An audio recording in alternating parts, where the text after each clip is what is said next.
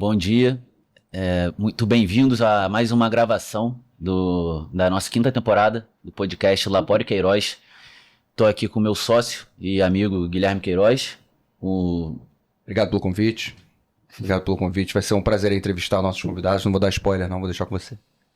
E recebendo aqui na minha estreia meus amigos de longa data, meus clientes e queridos amigos, Gabriel Figueiral e Patrick Polisuk, sócio do Grupo Tel Aviv, uma empresa que eu tenho muito carinho. Foi meu primeiro cliente, estão comigo há alguns anos já, e não podia deixar de convidá-los para serem os meus primeiros entrevistados. Bom, todas as honras da casa para vocês. Muito obrigado por terem aceitado o convite. Sejam bem-vindos. Sejam bem-vindos. E para começar, né, o nosso podcast ele é focado em empreendedorismo. Queria que vocês contassem um pouco da história de vocês, da história da Tel Aviv, da onde surgiu essa aptidão de empreender num segmento que é, digamos assim, violento, né? Que é a empresa de segurança, foi como vocês começaram. Então, por favor. Só vou fazer uma pequena correção. Na verdade, o nosso negócio é uma empresa de serviços, né? Então, segurança foi o pontapé inicial. E eu acho que essa sensação de ser algo violento, ele é mais externa do que verídica e interna. Então, na verdade, não é um mercado violento, ele só é um mercado oculto. Na verdade, é um mercado que as pessoas não têm muita informação, não conhecem muito, o que faz com que gere essa impressão de ser inseguro pelo fato de a gente estar falando sobre segurança. Então, na verdade, eu brinco dizendo que o nosso mercado é tradicional, antigo e oculto. Ele é desconhecido, né? Mas acho que é legal o Big pontuar a história do negócio para o momento da nossa fusão e a gente segue falando. Beleza. Bom, pessoal, primeiro, obrigado aí pelo convite, é um prazer estar com vocês. De fato, a gente e o Gabriel tem uma história aí de longa data e prazer também estar conhecendo aqui o escritório de vocês. Bom, a história da Tel Aviv, de maneira resumida, ela tem 7 anos, 8 anos aproximadamente. Eu comecei a Tel Aviv sozinho, mas com um sócio que já era do mercado, num formato um pouco diferente do que a gente atua hoje. Esse segmento, ele atua tanto na parte de serviços eventuais, né, grandes eventos, enfim, e também de mão de obra dedicada, onde você terceiriza de fato uma mão de obra para alocar um efetivo dentro de um empreendimento, seja shopping, condomínio, indústria, enfim. E no primeiro momento, junto com esse outro sócio, a gente atuava de maneira informal, através de serviços eventuais, e ao longo do tempo eu entendi que esse não era o caminho que eu queria seguir, basicamente.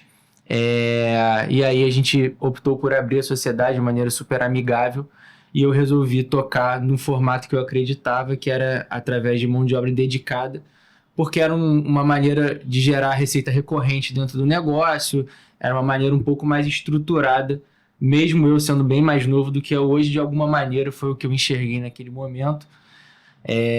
Teve a pandemia, que foi um período um pouco complicado, né? Porque, enfim, tudo ficou fechado.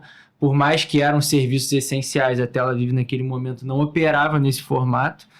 E aí, quando teve o primeiro afrouxamento da pandemia, que foi em 2021, a gente acabou conseguindo ganhar alguns contratos. No final do ano, um bem relevante de uma rede de shopping center aqui, não só no Rio, mas a nível nacional. E aí o negócio de fato começou a caminhar. Tivemos 1 ano e meio aí muito bom por um primeiro ano de um formato que naquele momento eu acreditava. E aí logo em 2022 a gente passou por uma possibilidade de compra com empresas de São Paulo. E aí foi quando a minha história com o Biel começou. A gente já era e é amigo de longa data. E aí eu nunca tive muita vontade de conversar sobre negócio com os meus amigos. Com ele a gente acabou tendo essa sinergia. Ele também tinha uma dor de querer empreender, que ele vai poder contar um pouquinho. E acabou que essa sinergia se transformou em sociedade. Eu acabei negando essa venda. E de lá para cá a gente acreditou num modelo em conjunto. Naquele momento eu passei para ele um pouquinho do que era o mercado no meu entendimento. Ele também foi obviamente em busca de entender, pesquisar. comprou esse barulho, vamos botar assim, Barulhão. um barulhão. E, cara, e aí a gente vem trilhando essa trajetória que, graças a Deus, vem dando certo, é de sucesso, com vários percalços, né, nesse meio do empreendedorismo, de tentar empreender no Brasil. É muito difícil, a gente costuma falar que é feito para dar errado, então quem dá certo de fato tem que ter muita resiliência. E estamos aí hoje expandindo, se consolidando no Rio de Janeiro, com expansão já para outras praças no Brasil. E de maneira resumida aí, essa é a história breve do início da Tel Aviv. Sim. Deixa eu só fazer para vocês completarem essa pergunta. Qual é o objeto core business da Tel Aviv? O que vocês oferecem, né? Eu fiquei um pouco na dúvida da mudança do objeto social, mas queria que vocês, se você quiser fazer esse histórico, levantar esse histórico, a gente faz isso aqui, aí a partir da entrada do Gabriel a gente passa a fazer isso. O que vocês oferecem hoje? E se quiserem também botar as redes sociais, aí o pessoal também ficar acompanhar. Cara, bom, sendo uma resposta resumida, nós somos terceirizadores de serviço. Então, de fato, você eventualmente é o dono de um empreendimento corporativo, você contrata a gente para fazer a gestão do teu serviço de segurança, de limpeza, de recepção, de portaria, jardinagem, todo esse tipo de mão de obra. Então, você elimina o teu risco contratando os especialistas na mão de obra que você precisa. Então, de fato, esse é o business da Tel Aviv hoje. Sem levar para o lado da tecnologia, que é, de fato, o nosso diferencial hoje, que está em cima de apresentação de métricas, dados e BIs, etc. Acho que a gente pode falar disso um pouquinho mais na frente. Bom, redes sociais, galera, se puder seguir o grupo.telaviv, é o nosso Instagram. O meu é Gabriel Figueiral e o do Patrick é Patrick Polizuc, sim. E é bem legal também essa engajada nas redes sociais, porque hoje é tudo digital e eu acho que, como a gente estava falando, por ser um mercado desconhecido e muitas vezes oculto, são poucas empresas que fazem essa comunicação ativa na rede. A gente vem trabalhando isso de forma intensa e tem sido assertivo. Então, quem puder seguir e engajar nossas redes vai ajudar bastante. Só concluindo um pouco da história da Tel Aviv, que eu acho que é legal, do meu lado, teve um acontecimento engraçado na época que eu trabalhava no mercado financeiro e, cara, eu tava super feliz e eu tinha uma moeda da sorte, né? Acho que eu nunca falei isso pra ninguém, mas eu tinha uma moeda da sorte que, quando eu tinha alguma dúvida, eu jogava a moeda pelo menos pra ter um norte, porque tem uma frase que diz que quando você joga a moeda pra cima, você já sabe o que você quer que aconteça, porque você tá sempre torcendo pra um lado. Então eu tinha essa moeda porque eu sabia que quando eu jogasse eu já teria uma visão do que eu queria que acontecesse. Na época eu estava investindo numa startup de telemedicina e estava atuando no mercado e tinha uma franquia de um grande amigo meu, inclusive, que é das minhas referências no meio corporativo, que é o Gabriel Farrell, e é dono do Borda e Lenha. Para mim ele foi ponto, na verdade, essencial para minha visão de positivismo, empreendedorismo, enfim. E aí, cara... Eu sabia que você era amigo dele, sinto muito aí pela perda. Obrigado. Meu irmão, e eu acho que até quem não era muito amigo dele sentiu muito a perda, porque foi um cara que... Foi uma perda pro mundo, não foi só Sim, eu tinha visto ele no Shark Tank, eu vi umas coisas de empreendedorismo, porque só quem empreende fala, caraca, é isso mesmo. Exato. Sim. Não, ele tinha uma energia que não cabia aqui, de fato. Então, tem até uma música que a gente fez pra ele com o nosso amigo Oscar, seu Oscar, grande compositor aqui da área, ele fala isso. Eu falo que ele era muito pequeno pro mundo, por isso ele teve que voar em outros áreas. Mas levando para a moeda, eu na época joguei a moeda da sorte, né? Viajar com a minha atual noiva, então namorada, joguei a moeda para saber o que estava dando certo na minha vida. Eu tinha investido bastante na Blue 3, onde eu estava, então eu já estava num movimento forte para ir para São Paulo, para crescer pro lado do mercado financeiro. Blue 3 é a empresa que eu trabalhava no mercado financeiro, exato. Eles estão longe do mico? Senão estamos expor do nosso digital. Não, tô bem aqui. Ele tá bem, tá tomando... Rodrigo, estamos bem no mico? Tá ótimo. Tá. Então, vamos lá. Eu tô aqui com fone. Enfim, a Blue 3 era o escritório que eu trabalhava e que, na verdade, me passou boa parte da visão corporativa e departamental que a gente implantou na Tel Aviv ao longo desses anos. E aí, quando eu joguei a moeda, ela deu não, era sim ou não, mas deu não pra Blue 3, o que já balançou a minha estrutura. Eu falei, pô, eu tô totalmente focado nisso e tá dando não, que loucura. Joguei na startup deu não. E a Tel Aviv, na verdade, ela não estava nem muito no meu norte. Eu estava conversando com o Patrick sobre o negócio dele, que a gente estava tendo uma sinergia, mas não tinha muito essa parte. Mas eu resolvi jogar. E aí joguei e deu sim.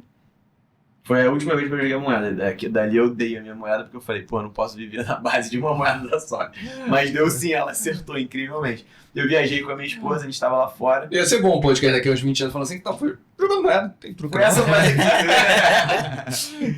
E aí, cara, quando eu tava lá com ela, ele me mandou uma mensagem e ele falou, cara, quando você voltar, vamos bater um papo. E eu já tinha um feeling de que a gente caminharia pra se associar. E aí, bom, teve várias coisas engraçadas no meio, né? Eu sinto que a gente não deve escutar crítica de quem não construiu nada, mas a maioria das pessoas ao meu redor fala, pô, você tá enlouquecendo, vai largar o mercado, tá ganhando dinheiro, edificando um patrimônio. E só um ponto. O que motivou o Patrick a se sentir tão com essa vontade de conversar com o Gabriel durante a viagem dele pra se associar? Foi um ano, né? A gente tava um ano conversando. Aí Aí eu vou falar um pouco do meu início, né, basicamente, e por que chegou nesse papo com o Biel. Eu caí um pouco de paraquedas, é uma verdade, nesse mercado, enfim, foi um convite que eu acabei aceitando e na época eu tinha 25 anos, então assim, eu agora eu tô com 32, vou fazer 33 semana que vem, eu nem cogitei o não, né, eu basicamente fui ver o que daria naquele momento. E quando enfim, depois desses 2 anos com esse outro sócio, eu resolvi remodelar o negócio, eu entendi que esse era o caminho que tinha que ser seguido. Eu chamei meu pai, né? Eu falei, pai, cara, enfim, não sei se eu fecho esse negócio, se eu sigo, o que você acha? Ele falou, meu pai é médico, né? Ele falou, Patrick, pô, se você acredita, eu vou te ajudar no que eu consigo. Eu não sou empresário, assim, eu tenho um mínimo de conhecimento, porque eu tenho a minha clínica, meu consultório, mas assim, no que eu puder, eu oftalmo. Falou, no que eu puder te ajudar, eu vou te ajudar, só que você não vai entrar para ser pequeno, você tem que ser muito grande. Eu não aceito que você entre para você fazer, porque como esse é um mercado desconhecido, o mercado pequeno disso é de fato essa informalidade do negócio. Que aí você acaba sempre associando segurança segurança de rua, ou o cara que sai ali e dá uma porrada, e não é isso.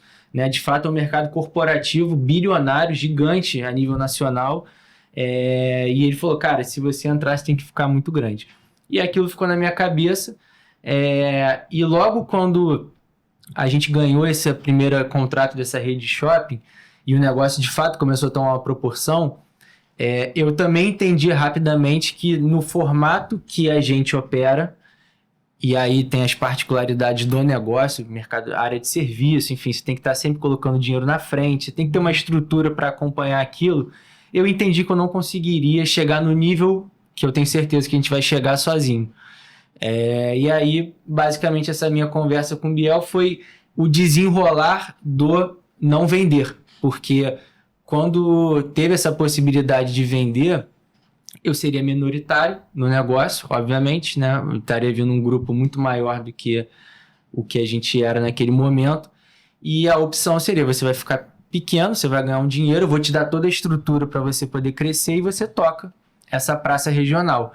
Você é seu CEO, mas minoritário. Assim. Exato. Eu teria uma participação pequena, né, de crescimento, que para aquele momento, inclusive até igual a moeda do Biel, né? Todo mundo, assim, naquele momento, todo mundo que estava próximo a mim, né, que era bem mais velho que eu, meu pai, meu tio, todo mundo que eu acabei consultando, porque aquilo ali te deixa baqueado, vamos botar assim, quando você recebe uma proposta. Quanto é que foi? Pode falar? É empreendedorismo aqui.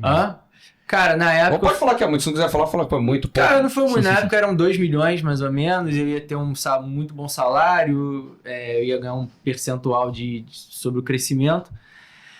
Não é curiosidade, não, é porque assim, quando a gente passa esse momento, são momentos de empreendedorismo que você tem que tomar decisões que, porra, às vezes você, caralho, vou botar, entendeu? Mas em determinado momento da tua vida, 2 milhões muda a tua realidade. Na época eu tinha 27 anos, então de fato seria uma coisa que ia me dar uma tranquilidade, eu ia ter um bom salário e eu ia ter uma estrutura que eu não tinha. Então, todo mundo que é mais sênior, que joga mais conservador, faz. E na época, igual o Bel falou que hoje tem a noiva, tem a minha noiva, que na época a gente era namorado, foi a única pessoa que falou, não vende, você tá maluco, você vai entregar a tua empresa. E eu não vendi.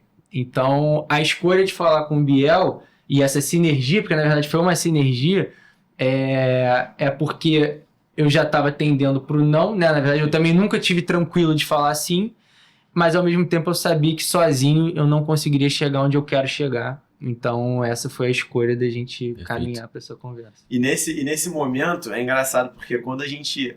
A história é longa, talvez teria que ter outro podcast, mas, cara, aconteceram várias coisas nesse meio do caminho. A gente, na verdade, se uniu primeiro para comprar uma outra empresa de serviços, e aí desandou, mas a gente pôde se conhecer na mesa de negociação. Então, houveram mesas de negociações onde nós dois estávamos do mesmo lado. E um conheceu o outro ali, a gente foi criando essa confiança, essa sinergia.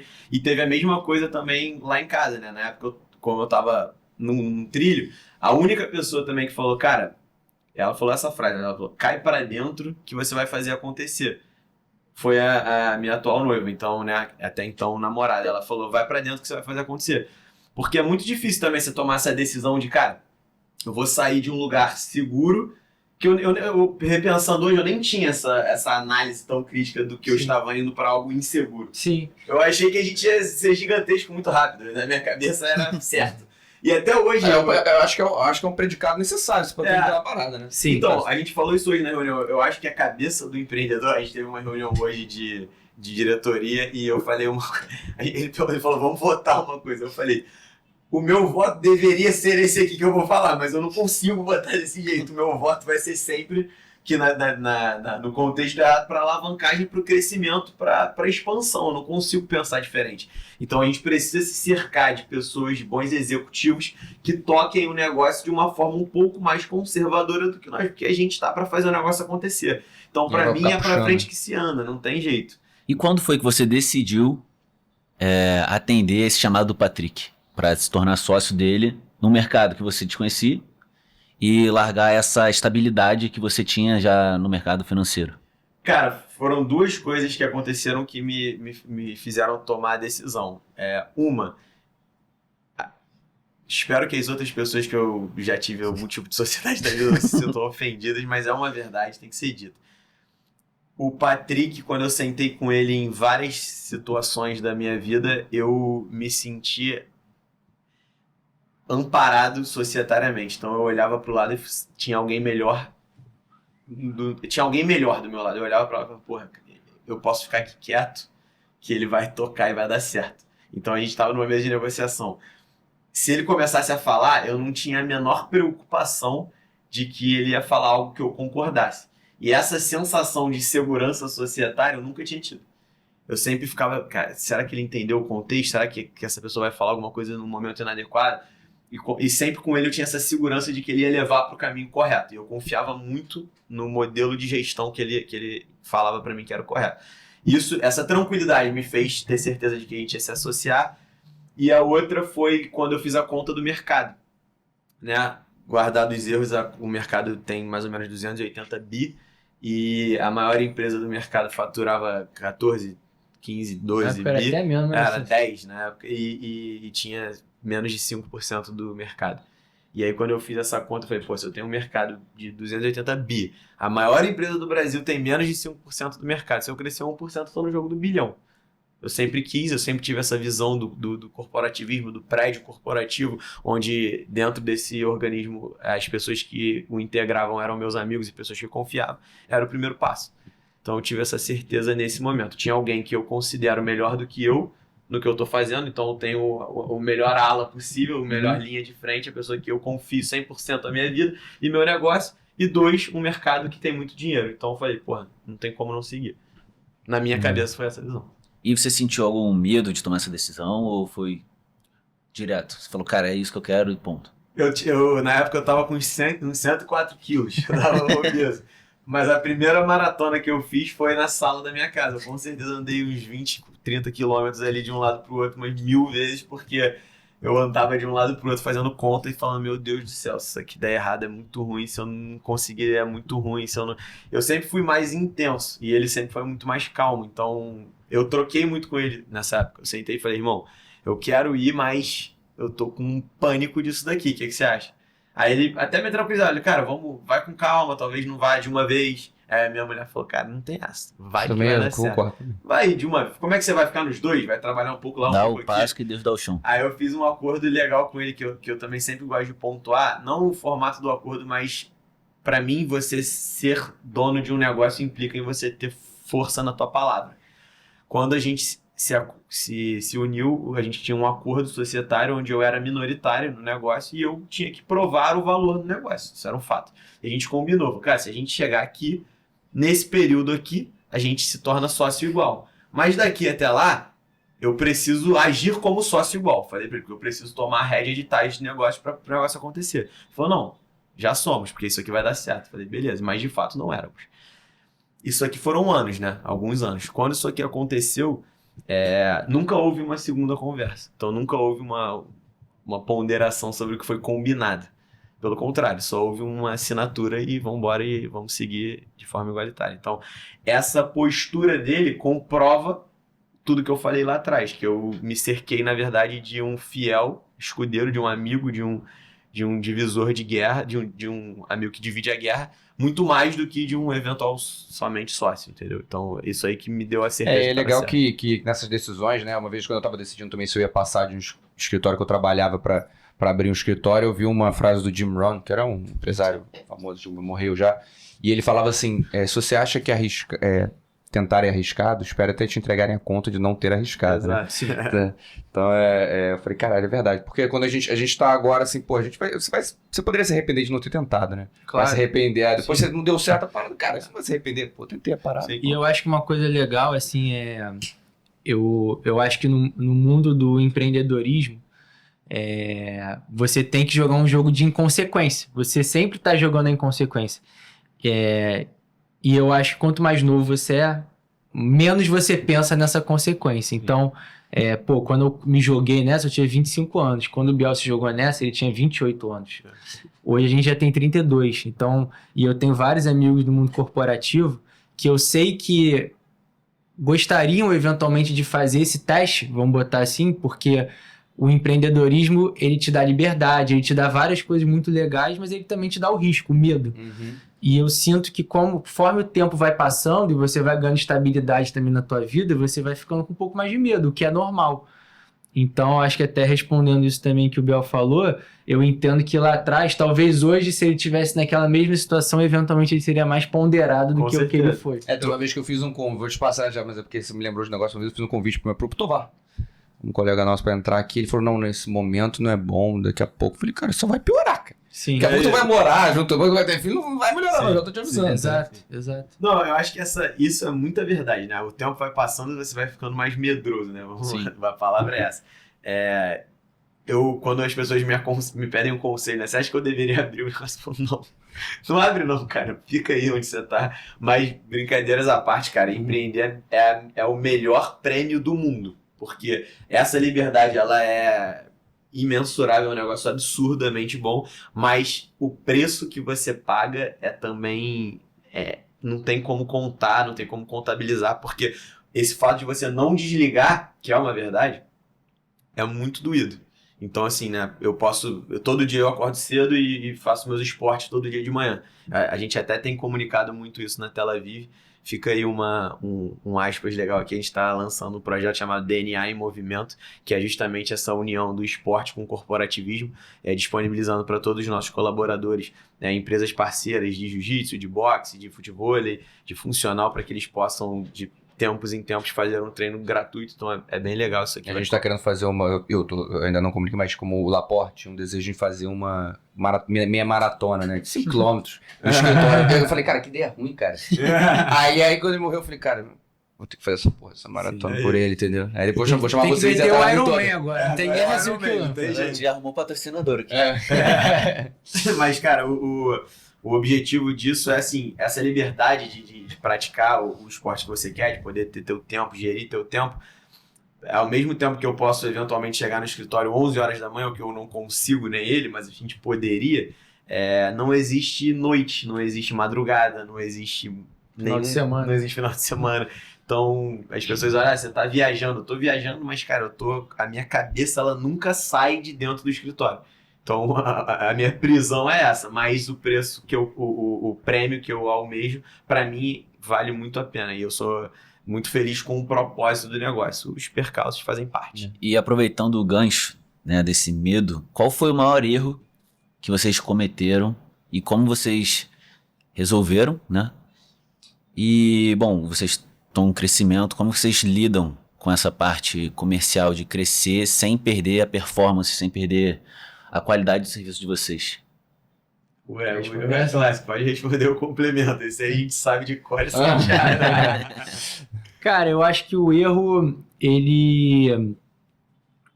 eu acho que ele já se repetiu algumas vezes na empresa e eu acho que a gente vem aprendendo cada vez mais, assim. Inclusive, essa reunião realmente, antes a gente vir pra cá, estava sendo exatamente sobre esse tópico. Eu e o Biel, assim, quando você tem um sonho muito ousado, vamos botar assim, você toma muito risco. E o fato de você tomar muito risco, eventualmente, te distancia de coisas básicas que você tem que olhar. Então, eu acho que os maiores erros que a gente cometeu ao longo do tempo foi não olhar para coisas básicas do negócio, olhando algo muito lá na frente, e ter que reformatar a rota ou voltar um pouco atrás para corrigir esses eventuais erros. Então... A famosa negligência, né? Exato. São negligências ao delegar. Então, a gente, de fato, montou uma estrutura que ela roda orgânica. Então, assim, ela não é dependente da nossa atuação a nível executivo, mas esse foi justamente o erro ao longo do tempo. Então, pessoas que eventualmente não estavam no mesma sintonia do que a gente cometeram e cometem, mas hoje muito menos, erros que a gente teve que voltar atrás e falar, cara, pô, se isso aqui não for corrigido agora vai dar ruim, sério. Então, eu acho que esse foi a negligência de coisas básicas que eu entendo que hoje... Pode dar um exemplo? Cara, pô... Eu posso dar um exemplo mais fácil, que é sem expor muito a estrutura do negócio nem as pessoas. Em vez da gente fazer uma reunião estratégica, onde a gente analisaria o que deveria estar sendo feito por ambas as equipes do negócio, a gente eventualmente perguntava, tá tudo certo ali? Tá tudo certo, então vamos fazer exato. O que acontece. Esse tá tudo certo não era uma verdade e não que fosse na maldade. Não acreditava, né? A gente acreditava que estava tudo como deveria estar e não necessariamente. E nunca vai estar. Se a gente não estiver olhando ali... Nunca vai ser vocês ali com aquela, né? Eu sempre fui um cara que era contra essa frase, né? O olho do dono que engorda o gado. Eu nunca gostei disso porque eu sempre falei, pô, é uma prisão eterna, eu não consigo criar um organismo que roda sem mim ou sem ele, não faz sentido. Mas eu entendi o conceito dessa frase. Não é que você precisa estar alimentando o gado com a tua mão, mas você tem que olhar. Você tem que estar ali presente eventualmente. Então, hoje a gente está muito presente na empresa, mas não como executores do negócio. A gente está analítico. E, eventualmente, alguma coisa ou outra a gente tem que... Vocês acham que vocês saíram muito rápido e aí vocês deram um passo para trás? Foi isso. Exatamente. Eu acho que a gente olhou muito lá no nosso plano de 10 anos, vamos botar assim, e foi muito para lá e negligenciou que a gente ainda está no degrau 2 do 10, vamos botar assim, e, eventualmente, a gente estava no 4 e eu deveria ter ido do 2 pro 3. Vamos botar assim. E como vocês acham que é liderar uma empresa e tanto a parte administrativa, né, com profissionais ali com nível qualificação, nosso amiguinho, enfim, pessoal do marketing, do jurídico, do administrativo, e também lidar com o vigilante, com segurança, com toda essa estrutura. Como que é isso para manter eles motivados, para, enfim, nesse setor eles têm uma visão de militarização, de patente, como é na polícia militar, ou não tem nada a ver? Como é que é lidar com isso no dia a dia? Cara, vou responder do meu ponto de vista, é até engraçado porque o nosso papel se separa um pouco aí, e eu acho que foi uma escolha muito boa ali. A Tel Aviv é uma empresa, né, vamos colocar o grupo, todas as empresas que pertencem ao grupo Tel Aviv hoje, nós somos uma empresa em crescimento, é um mercado muito grande, então a gente não é gigante, mas a gente departamentou o negócio como uma grande empresa. Então, um exemplo disso a gente tem um conselho administrativo, por exemplo. A gente tem um modelo de dupla presidência do conselho, eu e ele presidimos, então eu fico basicamente preso no conselho administrativo e atuo no marketing e no comercial da empresa também bastante. Respondendo a tua pergunta, como é que é liderar as pessoas do administrativo? Eu não sou a melhor pessoa para liderar essas pessoas de fato. Por ser bastante intenso e etc., eu não consigo entender, às vezes, o progresso do negócio. Eu acho que as coisas têm que acontecer um pouco mais rápido. E a gente já testou isso, não dá muito certo. Da minha ótica, o Patrick gere com uma excelência que eu nunca vi. Já tive contato com inúmeros CEOs e eu brinco que ele é o melhor CEO do mundo. Para mim, ele é mesmo. E assim, ele toca isso com uma excelência, é legal escutar da parte dele isso. Para motivar da minha parte, eu tento criar projetos como DNA em Movimento, Proatividade em Atividade, é um outro modelo que a gente tem de premiação bimestral dos colaboradores da empresa que vem se destacando. E junto com isso ter uma comunicação jovem e vamos colocar uma comunicação agregadora para a empresa. Então eu quero que o meu colaborador goste de trabalhar na TelaVive, seja porque o uniforme é mais legal, seja porque o plano de carreira é estruturado, seja porque ele tem benefícios não só financeiros, mas culturais no negócio. Eu acho que esse é o meu modelo. Mas liderar o ADM é muito difícil, é uma tarefa absurda e eu não seria a melhor pessoa para te explicar como, mas tem alguém aqui que é muito bom nisso. Eu acho que assim, de fato, quando eu e o Biel, as coisas vão se reformatando no negócio, se ajustando no negócio.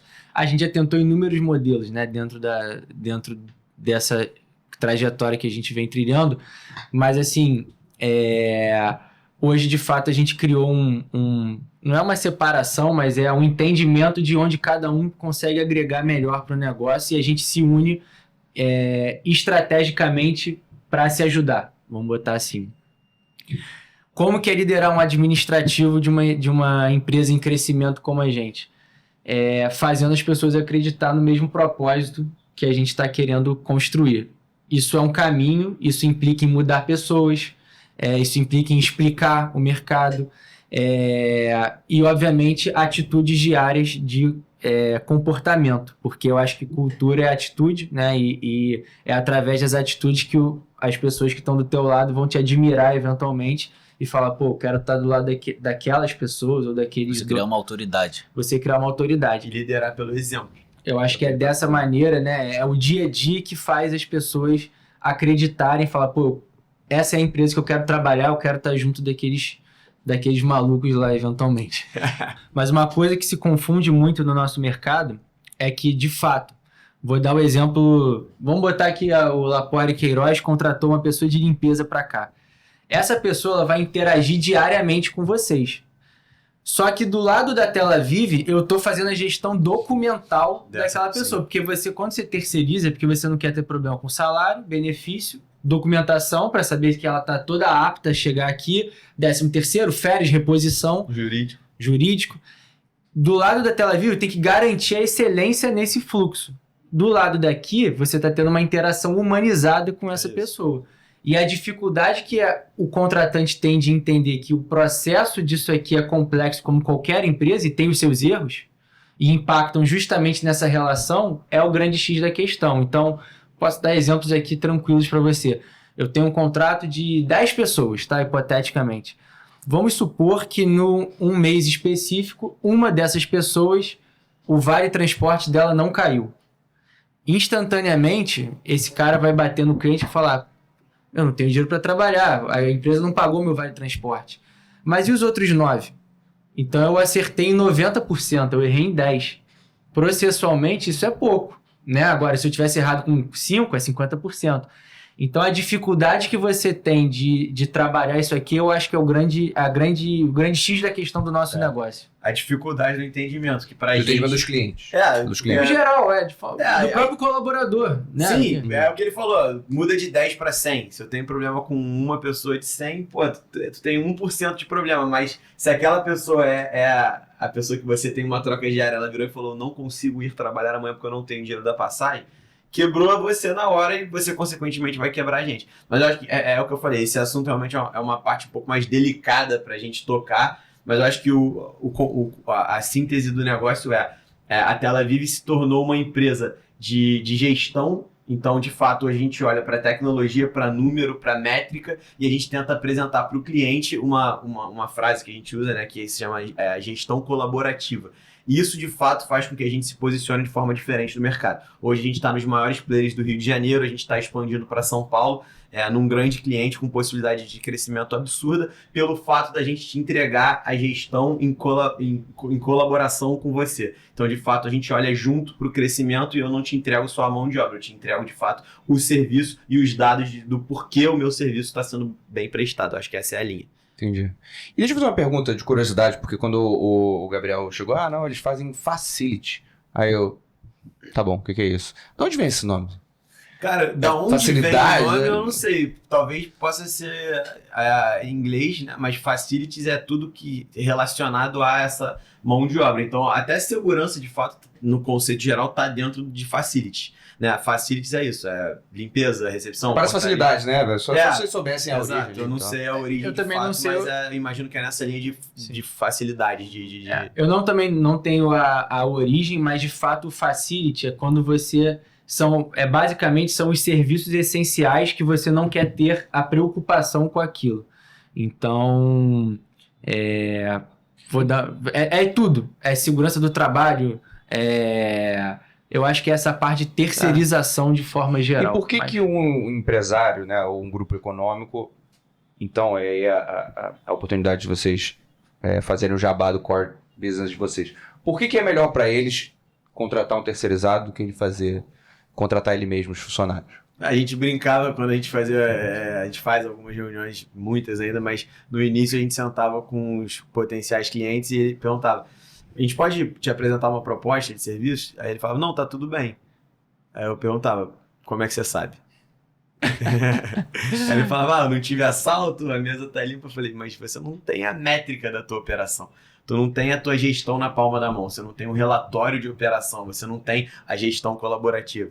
Então, a pergunta que eu sempre faço para os clientes que a gente quer entrar é, como é que você sabe que está tudo bem, além de você não ter tido um grande problema? Você sabe em quantas ocorrências você teve na semana, em quantas vezes ela foi resolvida num tempo recorde, quem resolveu, qual foi a média de ocorrências do mês, qual o teu NPS daquele cliente, o quanto que você teve de assertividade dentro daquele teu contrato, ou aquele teu colaborador é melhor ou pior, eventualmente teu SLA. A gente É mais fácil trocar, né, de repente. A gente de fato... Se um ficar doente, vocês conseguem botar... Não sei, tô perguntando. o nosso trabalho é isso. A gente te Tô entrega... vendo a vantagem agora, você falando, entendeu? Isso. Na cabeça, a gente te entrega gestão. A gente não te entrega só a mão de obra, a gente te entrega uma gestão do serviço. E eu acho que aí que eu sempre vou muito pro lado financeiro do negócio, né? Terceirizar é sempre mais barato. É igual locar carro. Sim. Se você faz a conta de locar versus comprar, a locação, se você comparar A com A, a locação ganha, né? Se você troca de carro a cada 2 anos e fizer a conta da locação versus a compra, a locação ganha. Isso aí se entrar no site da Localiza ou da Movida, eles comprovam isso para você financeiramente. Eu já fiz. Aí fala, eu já fiz com Uber também. Sim, Aí minha mulher falou assim, sim. mas a gasolina... Eu falei, cara, gasolina é porra de entrada. Pô. Sim. Todas as outras milhares de coisas que você não vê. É isso. E quando tá tudo bem, passa um motor griposo. Sim. E a terceirização é a mesma coisa. Se você alongar ao longo do tempo tudo que você vai gastar com aquele efetivo, vamos botar assim, a terceirização é mais barata. A diferença da terceirização é que seu desembolso mensal é maior. Exato. Porque eu já estou repassando todos os custos desde o D0 do contrato. Então pensa só rapidamente aqui, se você paga 2.000 de salário para um colaborador, você paga 2.000 vezes 12. Você tem o 13º que você não bota na conta. Você tem a rescisão que quando esse cara te for embora, você vai ter que pagar. Possível processo Pela tua não gestão documental. férias, reposição. É isso. Na Tela Vive você vai estar pagando desde o início todos esses custos embutidos, mas se você pegar tudo até o final, você vai ganhar financeiramente na terceirização. Tem uma pergunta que eu queria fazer com vocês, mas a gente não tinha tido a oportunidade de se encontrar antes, que é, como é que é fazer... Vocês hoje estão fazendo a limpeza e manutenção dos jogos do Flamengo no Maracanã. Como que é fazer um grande evento com mais de 60 mil pessoas, que o Flamengo sempre lota? Quais são as dificuldades? Tem alguma curiosidade? Assim, contar esses bastidores pra gente um pouquinho. Cara, eu acho que uma curiosidade legal, quem for me seguir no Instagram vai ver que eu fiz um post em cima de um dia de operação no Maracanã, que é muito legal, é bem interessante. Eu acho que é a logística de limpeza das arquibancadas, que é uma logística criada até pelo time de operação do Maracanã, que a gente segue esse direcionamento e eu achei muito legal. Acho que essa curiosidade é interessante. Ela é feita, eu até brinquei que ela é feita como se fosse um para-brisa, né? Ela vem de um lado para o outro jogando a sujeira pro centro, escoando pelo corredor e fazendo a limpeza final embaixo. Eu acho que isso é uma curiosidade que poucas pessoas... que é uma curiosidade que muitas pessoas têm de como é limpo, né? Como é que é limpo? É só sair varrendo? Não, ele tem uma logística de limpeza para otimizar o tempo. E eu acho que isso, para mim, foi bem interessante. Quando eu olhei a primeira vez, eu falei, nossa, é orquestrado o negócio e funciona de fato. Ela é rapidamente limpa. Eu acho que isso é uma curiosidade legal. E como que é? Tem um jogo quarta-feira. Vocês começam a preparação na terça, termina na quinta? Como que é essa tem operação? pré-jogo, pós-jogo, geralmente. Aí eu não sei nem se vai ser também conversa para esse podcast, mas tem a ver um pouco com o nosso mercado. O formato hoje do nosso mercado é que é de fato da terceirização da mão de obra e não do serviço ainda. Então, no caso do Maracanã, ele demanda da gente um efetivo com a periodicidade que ele entende que é boa para rodar. Então, nesse caso, geralmente o Flamengo demanda um dia antes ou 2 dias antes o efetivo para aquele pré-jogo, e aí depois você vai ter o jogo e o pós-jogo. Então, esse start da demanda parte do contratante, não parte da gente. Mas geralmente é feito nessa periodicidade. É feito nesse prazo. Pré-jogo, jogo, pós-jogo. E a gente entrega limpo. Geralmente é feito dessa forma. É bem legal. Vocês falaram que vocês querem atingir, ser grandes e serem um dos maiores aí. Mas pelo que eu entendi, vocês estão caminhando para lá. Sim. Queria saber, dentro dessa pergunta, de onde vai estar a Tel Aviv daqui a 1 ano, 5 anos, 10 anos, o que falta, na visão de vocês, o que vocês estão atrás para poder girar essa chave, vamos dizer assim. Tá? E aí eu queria só terminar perguntando para o Patrick o que ele mais admira no Gabriel como sócio e o que o Gabriel...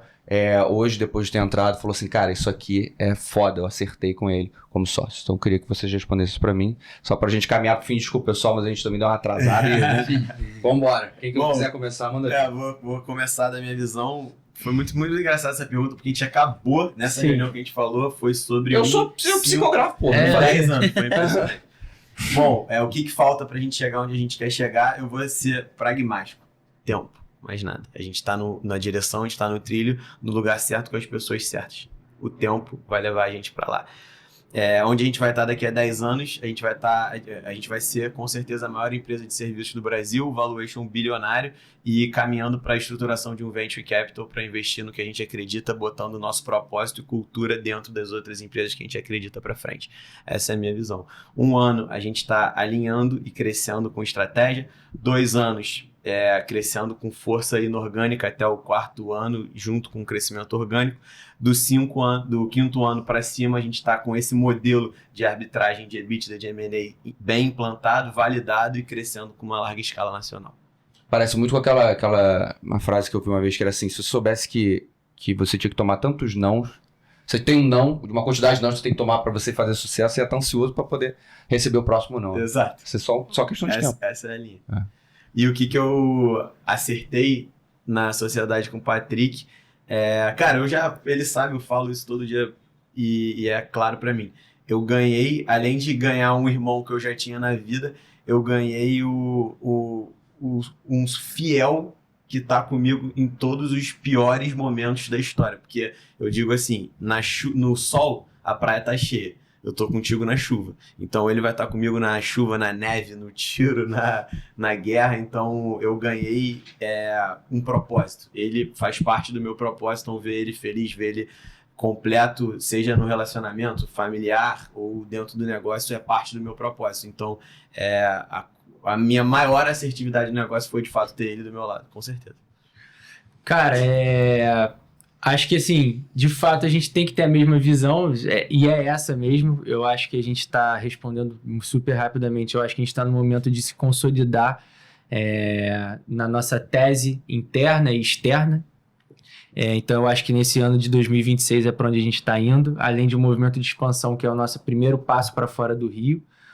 E eu entendo que em 5 anos, de fato, vai dar uma tese de crescimento que a gente tem, e em 10 anos caminhar para ser, se não a maior, uma das maiores do Brasil, dentro desse segmento que é super complexo e ele está se consolidando. Então a gente quer estar dentro desse caminho junto com as maiores empresas que estão muito na nossa frente, mas eu acho que a gente vem dando espaços para em algum momento se aproximar com muita força delas. E respondendo a minha maior admiração para o Biel, é muito também parecido com o que ele falou. Eu acho que, além de a gente já ter sido amigo antes da Tel Aviv, a gente criou um laço de praticamente sermos irmãos. Ele é louro, eu sou moreno, eu tô de azul, ele tá de branco. E a gente se complementa, né? Então, assim, eu acho que a gente tem o mesmo propósito, os mesmos valores. A gente divide as dores e as coisas boas da nossa, não só da empresa, mas da nossa vida. Então, a gente passou por inúmeras coisas juntos, desde ir morar sozinho com as respectivas noivas, aos medos de tem dinheiro, não tem dinheiro. E é isso, é um complemento. Então, assim, eu aprendo muito com ele. É isso, ele compra o relógio, eu compro o relógio, eu faço uma coisa, ele vai fazer igual, e eu acho que a gente se complementa dessa maneira, um aprendendo com o outro, e eu aprendo muito com esse jeito dele intenso também de ir vivendo a vida, que eu sou um cara um pouco mais dosado. Mas é bom esse equilíbrio, né? Eu olhava ele pra loucura. Esse equilíbrio é bom. Sim. Bom, a gente vai ter que liberar eles, né? Você quer dar uma fechada aí? Muito obrigado aí, foi muito bom, sério, minha estreia aqui com vocês dois. Merecido. Tamo junto. É bom que E a história de vocês vocês é muito bonita, essa lealdade, né? No final de tudo, o que vocês admiram, o que eu percebi num outro é a lealdade. Sim. Né? Que é fundamental para uma sociedade. E é isso, muito obrigado aí. Espero que vocês que estão assistindo a gente tenham gostado do podcast. Obrigado, pessoal. Spotify, YouTube. Depois a gente já compartilha. Vamos botar embaixo aí também as redes sociais deles. E é isso. Obrigado, gente. Prazer foi pessoal. nosso, gente. Muito obrigado. Ótimo.